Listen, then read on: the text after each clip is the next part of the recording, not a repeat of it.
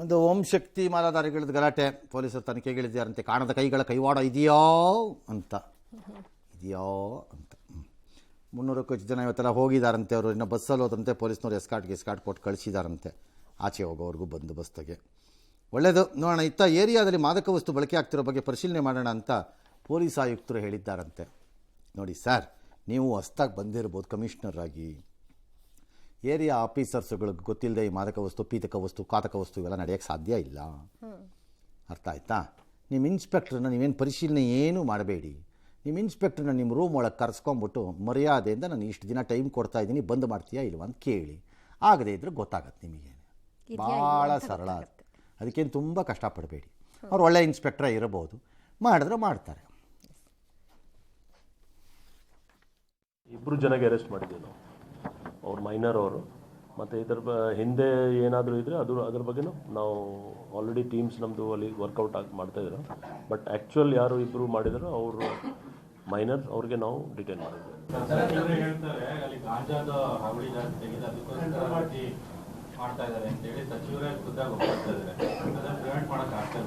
ನೋಡ್ತೀನಿ ಈ ಪರ್ಟಿಕ್ಯುಲರ್ ಪ್ರಕರಣದಲ್ಲಿ ಆ ಥರ ಏನು ಕಂಡು ಬರ್ತಾ ಇಲ್ಲ.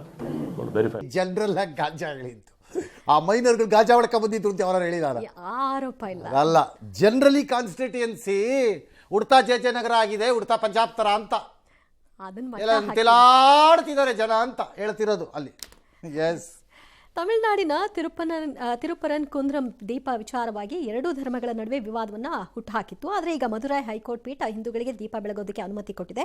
ಎಡಪಂಥೀಯ ಹಾಗೂ ತಮಿಳುನಾಡು ಸರ್ಕಾರಕ್ಕೆ ಇದು ಪೆಟ್ಟು ಕೊಟ್ಟಂತಾಗಿದೆ. ತಮಿಳುನಾಡು ಸರ್ಕಾರ ಮತ್ತು ಜಿಲ್ಲಾಡಳಿತದ ವಾದಗಳನ್ನು ಹೈಕೋರ್ಟ್ ತೀರ್ಪಿನಲ್ಲಿ ತಿರಸ್ಕಾರ ಮಾಡಿದ್ದು. ತಮಿಳುನಾಡು ಸರ್ಕಾರ ದೇವಾಲಯವು ಜೈನ ದೇವಾಲಯ ಅಂತ ಹೇಳಿತ್ತು, ಅದು ದೇವಾಲಯಕ್ಕೆ ಸಂಬಂಧಿಸಿದ್ದು. ದೀಪಸ್ತಂಭ ಏನಿದೆ ಅದು ದರ್ಗಾದ ಆಸ್ತಿ ಅಂತ ಕೂಡ ಹೇಳಿತ್ತು. ಎರಡು ಧರ್ಮಗಳ ನಡುವೆ ವಿವಾದ ಹುಟ್ಟು ಹಾಕಿರಲಿಲ್ಲ, ಸರ್ಕಾರ ಹುಟ್ಟು ಹಾಕಿತು ತನ್ನ ಲಾಭಕ್ಕೆ ಅಷ್ಟೇ. ಅದನ್ನೇ ಹೈಕೋರ್ಟ್ ಹೇಳಿರೋದು. ಊಹಾತ್ಮಕವಾದಂತಹ ಭೂತಗಳನ್ನು ಸೃಷ್ಟಿ ಮಾಡಬೇಡಿ ಅಂತ. ದೇವಸ್ಥಾನ ಅಂದಮೇಲೆ ದೀಪ ಹಚ್ಚಿಸದೆ ಇನ್ನೇನು ಮಾಡಬೇಕಲ್ಲಿ ಅಂತ ಕೇಳಿದೆ. ಇವ್ರು ಸುಪ್ರೀಂ ಕೋರ್ಟ್ಗೆ ಹೋಗ್ತಾರಂತೆ. ಹೋಗಿ ಮತ ವಾರು, ಬರೀ ಯುದ್ಧ, ಇದಕ್ಕೆ ಓಟಿಗೆ DMK ಸೋತೋಗ್ಬಿಡುತ್ತೇನೋ ಭಯ ಬಂದಿರಬೇಕಂಗಾರೆ. ಬರೀ ಓಟಿಗೆ ಇದು, ಅದು ಗಲಾಟೆ ಅಷ್ಟೇ, ಇದೆಲ್ಲ ಇನ್ನೇನೂ ಅಲ್ಲ. ಇದು DMK should not have done this. ಈಗ ನೀವು ಆ ಕಡೆನೂ ಬರೋ ಒಟ್ಟು ಬಂದೇ ಬರುತ್ತೆ, ಅಥವಾ ಸ್ಪ್ಲಿಟ್ ಆಗೋದು ಹಾಗೆ ಆಗುತ್ತೆ ಮುಸ್ಲಿಮ್ದು. ಈ ಕಡೆನೂ ಬರಲ್ಲ, ಈಗ ಈ ಕಡೆನೂ ಕಳ್ಕತ್ತೀರಿ ನೀವು. ಆಗೋದು ಅದೇನೆ, ಇನ್ನೇನಿಲ್ಲ. ಇನ್ನು ಎಡಪಂಥೀಯರು ಹೇಳ್ಬಿಟ್ಟಿದಾರಪ್ಪ ಅಲ್ಲಿ ದೀಪ ಹಚ್ಚೋಂಗಿಲ್ಲಪ್ಪ. ಯಾಕೆ? ಇದು ಎಡಪಂಥೀಯರ ದೇಶ, ನಿಮ್ಮ ತಾತನ ಮನೆ ದೇಶ ಅನ್ಬೇಕು. ಇನ್ಮೇಲೆ ಎಡಪಂಥೀಯರು ಬಂದು ಕೇಳಿದ್ರೆ ನೀನು ಒಬ್ಬಂದೇ ಅಲ್ಲ ಅಭಿಪ್ರಾಯ, ನಂದು ಇದೆ ಅಭಿಪ್ರಾಯ ಅಂತ. ನಿಮ್ಮ ಮನೇಲಿ ನೀವು ಹಿಂಗೆ ಇಟ್ಕೊಂಡು ನಮ್ಗೆ ಹೆಂಗೆ ಹೇಳ್ತಿರೋ ಬೇರೆಯವ್ರಿಗೆ ನಾವು ಬಲಪಂಥಿ ಅಂದರೆ ಹೌದು ಬಲಪಂಥೀಯ ಏನೀಗ ಅನ್ಬೇಕು? ಒಳ್ಳೆ ಕತೆ ಐತಲ್ಲ. ಅದರಲ್ಲೇನಿದೆ ಮುಚ್ಚುಮರೆ? ಎಸ್, ಉತ್ತರ ಪ್ರದೇಶದಲ್ಲಿ 2,89,00,000 ಹೆಸರನ್ನು ಕೈ ಬಿಡ್ತಾರಂತೆ. ಅಲ್ಲೊಂದು 15.4 ಕೋಟಿ ಇತ್ತಂತೆ, ಈಗ 12 ಕೋಟಿಗೆ ಇಳಿಯುತ್ತೆ. ಹೆಂಗೆ ಸರ್ ಅದು? ಅಂದರೆ ವಲಸೆ ಹೊಟ್ಟೋಗಿದಾರಂತೆ. ಎಷ್ಟು? 2.17 ಕೋಟಿ ಜನ, 46 ಲಕ್ಷ ಸತ್ತೋಗಿದ್ದಾರೆ. 25 ಲಕ್ಷ ಒಂದು ಕಡೆಗಿಂತ 2 ಕಡೆಗೆ ರಿಜಿಸ್ಟರ್ ಮಾಡಿದ್ರು, ಎಲ್ಲ ಕಿತ್ತು ಬಿಸಾಕ್ತಾರೆ. ಅಲ್ಟಿಮೇಟ್ಲಿ ಇದು ಮುಗಿದ ಮೇಲೆ ದೇಶದಲ್ಲಿ ನನ್ನ ಪ್ರಕಾರ ಅರೌಂಡ್ 20 ಕೋಟಿ ಹೋಗುತ್ತೇನಪ್ಪ. 15-20 ಕೋಟಿ ವೋಟರ್ಸ್ ಕಿತ್ಕೊಂಡು ಹೋಗುತ್ತೆ, ಎಲ್ಲ ಡೂಪ್ಲಿಕೇಟು, ಬೋಗಸ್ಸು ಎಲ್ಲ. ಎಸ್, ಸಚಿವೆ ಲಕ್ಷ್ಮೀ ಹೆಬ್ಬಾಳ್ಕರ್ ಅವರ ಪುತ್ರ ಮೃಣಾಲ್ ಹೆಬ್ಬಾಳ್ಕರ್ ಕಾರು ಚಾಲಕ ಬಸವಂತ ಕೋಡಲ್ಕರ್ ಮೇಲೆ ಚಾಕುವಿನಿಂದ ಇರಿತ ಆಗಿದೆ. ಬೆಳಗಾವಿ ತಾಲೂಕಿನ ಬೆಳಗುಂದಿ ಗ್ರಾಮದ ಬಸವಂತ ಬೆಳಗಾವಿ ನಗರ ಕ್ಲಬ್ ರಸ್ತೆಯಲ್ಲಿ ಪಾಸ್ ಆಗ್ತಾ ಇದ್ದ ಸಂದರ್ಭದಲ್ಲಿ ಬೈಕ್ನಲ್ಲಿ ಬಂದಂತಹ ಇಬ್ಬರು ಕಿಡಿಗೇಡಿಗಳು ಕೃತ್ಯ ಎಸ್ಕೇಪ್ ಆಗಿದ್ದಾರೆ. ಈ ವೇಳೆ ಅದೇ ಸಮಯದಲ್ಲಿ ಊಟಕ್ಕೆ ಹೋಗ್ತಾ ಇದ್ದಂತಹ IPS ಅಧಿಕಾರಿ ರವೀಂದ್ರ ಗಡಾದ ಅವರು ಗಮನಿಸಿದಾಗ ಅವರೆಲ್ಲರೂ ಕೂಡ ಕಾಲ್ಕಿತ್ತಿದ್ದಾರೆ. ಸದ್ಯ ಚಿಕಿತ್ಸೆಯನ್ನು ಪಡ್ಕೊಳ್ತಾ ಇದ್ದಾರೆ. ಹಣಕಾಸಿನ ವಿಚಾರವಾಗಿ ಚಾಕುರಿತ ಆಗಿರುವಂತಹ ಶಂಕೆ ಇದೆ. ವೈಯಕ್ತಿಕವಾಗಿ nothing to do with minister ಸಂಬಂಧ ಇಲ್ಲ ಘಟನೆಗೆ. DK ಶಿವಕುಮಾರ್ ಅವರು ಬಿಡಿ ಅಧಿಕಾರಿಗಳ ನೌಕರರಿಗೆಲ್ಲ ವಾರ್ನ್ ಮಾಡಿದಾರಂತೆ. ಏನು? ಕೆಂಪೇಗೌಡರು ಕಟ್ಟಿದ್ದ ಬೆಂಗಳೂರಿದು ಪ್ರಾಮಾಣಿಕತೆ, ಡಿಸಿಪ್ಲಿನ್ ಇರಲಿ. ಡಿಸಿಪ್ಲಿನ್ ಓಕೆ, ಮೊದಲನೇದು ಸರ್ ಪ್ರಾಮಾಣಿಕತೆ. ಸರ್ ಇನ್ನೊಂದ್ಸರಿ ಹೇಳಿ ಸರ್ ನೋಡೋಣ. ಯಾಕೆ ಸರ್? ಟ್ರೈ ಮಾಡೋಣ ಅಂತ ಅಷ್ಟೇ, ಆಸೆ.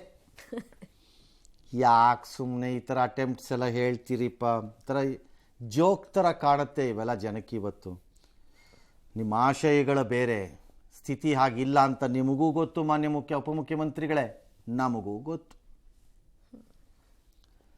ನನ್ನ ಕಣ್ಣಿಗೆ ಬೀಳಬೇಡಿ, ಕಣ್ಣಿಗೆ ಬೀಳಿದ್ರೆ ಬಡದು ಬಿಸಾಕ್ಬಿಡ್ತೀನಿ, ಯಾವ ಇನ್ಫ್ಲೂಯೆನ್ಸು ನೋಡಲ್ಲ, ಕೇಸು ಗೀಸು ಅಂತಿರುತ್ತೆ ಅಂತ. ಕೂಗಾಡಕ್ಕೆ ಚೆನ್ನಾಗಿದೆ, ಪಬ್ಲಿಕ್ ಸ್ಪೀಚಿಗೆ ಚೆನ್ನಾಗಿದೆ ಎಲ್ಲ. ಚಪ್ಪಾಳೆ. ಹಾಂ, ತಟ್ಟು ಚಪ್ಪಾಳೆ ತಟ್ಟು ಅನ್ನೋಕ್ಕೆ ಚೆನ್ನಾಗಿದೆ.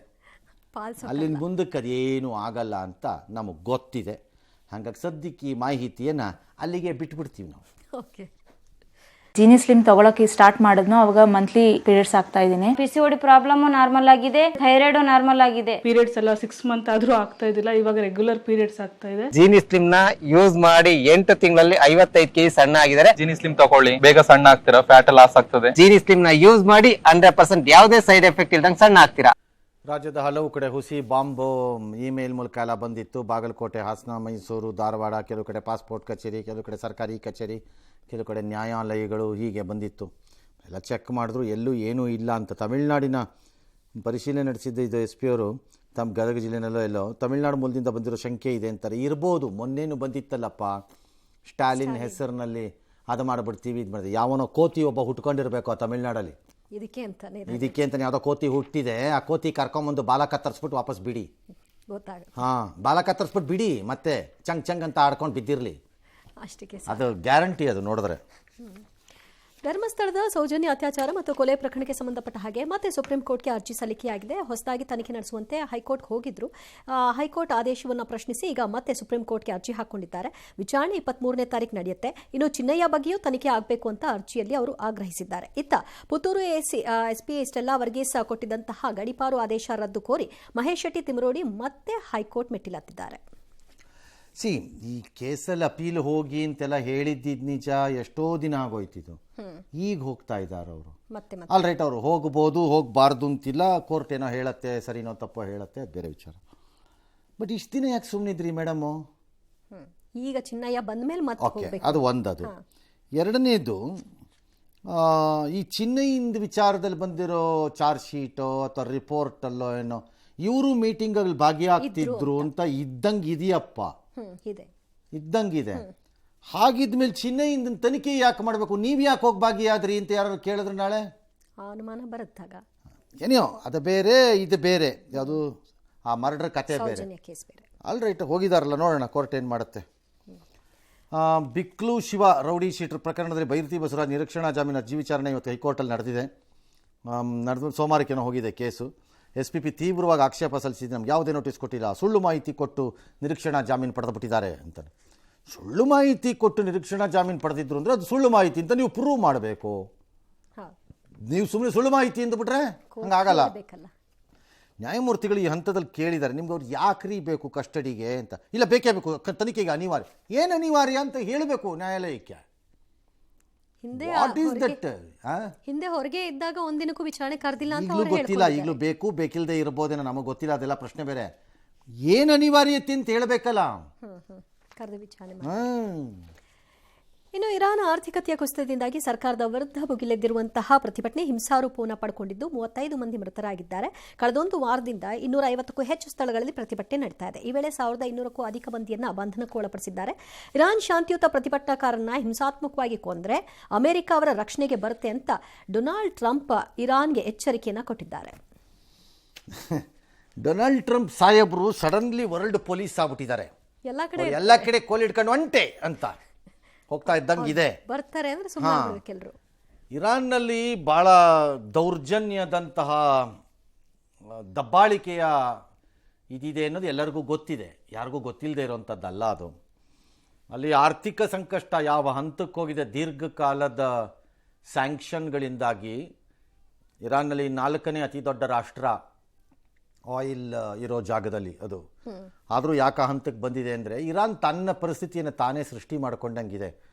ಎಲ್ಲ ಕಡೆ ಈ ಟೆರರಿಸ್ಟ್ಗಳ ಗುಂಪುಗಳಿಗೆ ಎನ್ಕರೇಜ್ಮೆಂಟ್ ಕೊಟ್ಕೊಂಡು ಬಂದಿದೆ, ಅನುಭವಿಸ್ತಾ ಇದೆ ಈಗ. ಅದರ ಆರ್ಥಿಕ ಸ್ಥಿತಿ ಎಲ್ಲಿಗೆ ಹೋಗಿದೆ ಅಂತಂದರೆ, ಯಾವ ಹಂತಕ್ಕೆ ಹೋಗಿದೆಯಪ್ಪ ಅಂತಂದರೆ, ರಿಯಾಲ್ ಏನಿದೆ, riyal is their official currency. ನಮ್ಮಲ್ಲಿ ರುಪಿ ಇದ್ದಂಗೆ, ಅಮೆರಿಕಕ್ಕೆ ಡಾಲರ್ ಇದ್ದಂಗೆ ಅವ್ರಿಗೆ ರಿಯಾಲ್. ರಿಯಾಲ್ ಏನಾಗಿದೆ, ಯಾವ ಲೆವೆಲ್ಗೆ ಹೋಗಿದೆ ಅನ್ನೋಕ್ಕೆ ಹೇಳ್ತಾ ಇದ್ದೀನಿ, ಊಹೆ ಮಾಡ್ಕೊಳ್ಳಿ ನಾನು ಹೇಳೋದನ್ನು. 1.44 million riyals is equal to dollar ಆಗಿದೆ. ಜಸ್ಟ್ ಇಮ್ಯಾಜಿನ್, ಜನ ಬದುಕೋದು ಹೇಗೆ ಆ ಥರದ ಕಥೆಗಳಲ್ಲಿ. ಸೊ ಆರ್ಥಿಕ ಸ್ಥಿತಿ ಹಾಗೆ ಎಗರೋಗಿದೆ. ಬಟ್ ಟ್ರಂಪ್ ಮಾತ್ರ ಮಜಾ ಕೊಡ್ತಾ ಇದ್ದಾರೆ ಪ್ರಪಂಚಕ್ಕೆಲ್ಲ. ಈಗ ಇದು ಎಲ್ಲಿಗೆ ತೊಗೊಂಡು ಹೋಗ್ತಾರೆ ಗೊತ್ತಿಲ್ಲ. ಮುಂದಿನ ದಿನದಲ್ಲಿ ಇಂಡಿಯಾ ಮೇಲೂ ಹಾರಾಡ್ಬೋದು, ಕಿರ್ಚಾಡ್ಬೋದು, ಮಾಡ್ಕೊಳ್ಳಪ್ಪ ಅಂತ ಬಿಡಬೇಕಾಗತ್ತೆ. ನಾವು ಒಂದು ಹಂತದವರೆಗೂ ಗೆಳೆತನ, ಫ್ರೆಂಡ್ಶಿಪ್. ಅಮೇರಿಕಕ್ಕೆ ನಾಳೆ ಅಪ್ಪಿತಪ್ಪಿ ಚೈನಾ ವಿಚಾರದಲ್ಲಿ ಇಂಡಿಯಾ ಬೇಕಾಗತ್ತೆ ಹೊರತು ಇಂಡಿಯಾಗೆ ಅಮೇರಿಕಾ ಬೇಕೇ ಬೇಕಾಗತ್ತೆ ಅನ್ನೋದೇನಿಲ್ಲ. ಎಕ್ಸೆಪ್ಟ್ ಫಿನಾನ್ಷಿಯಲ್ಲು, ಟ್ರೇಡಿಂಗಲ್ಲಿ ಬಿಟ್ಬಿಟ್ರೆ ನೀನು ಬೇಕೇ ಬೇಕು ಅಂತಿಲ್ಲ. ನಮ್ಮ ಜನ ಅಲ್ಲಿದ್ದಾರೆ, ಒಪ್ಕೋತೀನಿ, ನಾನು ಇಲ್ಲ ಅಂತ ಹೇಳಲ್ಲ. ಸುಮ್ಮನೆ ನ್ಯಾಚುರಲ್ ಎರಡು ಡೆಮೋಕ್ರಸಿ ಅನ್ಕೊಂಡು ಈ ಪಾರ್ಟಿ ಸುಮ್ಮನೆ ಉಚ್ಚಾಟದ ಥರ ಆಡ್ತಾ ಇದ್ರೆ ಯಾರು ಎಷ್ಟು ದಿನ ಅಂತ ತಡ್ಕೋತಾರೆ ಯಾರಾದರೂ? ಹಾಂ, ಈಗ ಗ್ರೀನ್ಲ್ಯಾಂಡ್ ನನಗೆ ನ್ಯಾಷನಲ್ ಸೆಕ್ಯೂರಿಟಿಗೋಸ್ಕರ ಬೇಕು ಅಂತ. ಈಗ ನಾಳೆ ಚೈನಾ ಹೇಳುತ್ತೆ ನನಗೆ ನ್ಯಾಷನಲ್ ಸೆಕ್ಯೂರಿಟಿಗೋಸ್ಕರ ತೈವಾನ್ ಬೇಕು ಅನ್ನುತ್ತೆ. ನಾಳೆ ನಾರ್ತ್ ಕೊರಿಯಾ ಹೇಳುತ್ತೆ ನನಗೆ ನ್ಯಾಷನಲ್ ಸೆಕ್ಯೂರಿಟಿಗೋಸ್ಕರ ಸೋಲ್ ಬೇಕು, ಅಂದರೆ ಸೌತ್ ಕೊರಿಯಾ ಕ್ಯಾಪಿಟಲ್, ನನಗೆ ಅದು ಬೇಕದು ಅಂತಾರೆ. ಯಾರೋ ಒಬ್ಬೊಬ್ರು ಒಂದೊಂದು ಹೇಳ್ತಾರೆ, ನಮ್ಗೆ ಅದು ಬೇಕು, ನಮ್ಗೆ ಇದು ಬೇಕು ಹಂಗಾರೆ. ಎಲ್ಲ ಓಕೆನಾ ಹಾಗಾರೆ?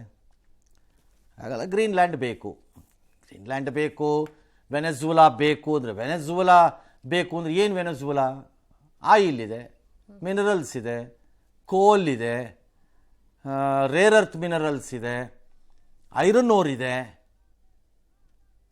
ಸಿಕ್ಕಾಪಟ್ಟೆ ಇದೆ ಇವೆಲ್ಲ. ಅಲ್ಲಿ ಅದಕ್ಕೆ ಹೋಗಿದ್ದಾರೆ ಅಷ್ಟೇ. ಅದಕ್ಕೆ ಬೇಕು ಅಂತ. ಪಾಕಿಸ್ತಾನದಲ್ಲಿ ದುರಂದರ್ದ ಸಿನಿಮಾ ಬ್ಯಾನ್ ಅಂತಂದ್ರೆ ಈಗ ಬ್ಯಾನ್ ಮಾಡಿದ್ರೆ ಅದು ಬಂದೆಲ್ಲ ಓಡಾಗೋಯ್ತಲ್ಲ. ಜನ ಆದರೂ ಬಿಡ್ತಿಲ್ವಂತೆ, ಅಲ್ಲಿ ರೀಲ್ಸ್ ಮಾಡ್ತಾರಂತೆ ಯುವ ಸಮೂಹ, ಮದುವೆಲೆಲ್ಲ ಹಾಕ್ಬಿಡ್ತಾರಂತೆ. ಹಂಗೆ ಡ್ಯಾನ್ಸ್ ಮಾಡ್ತೀವಿ.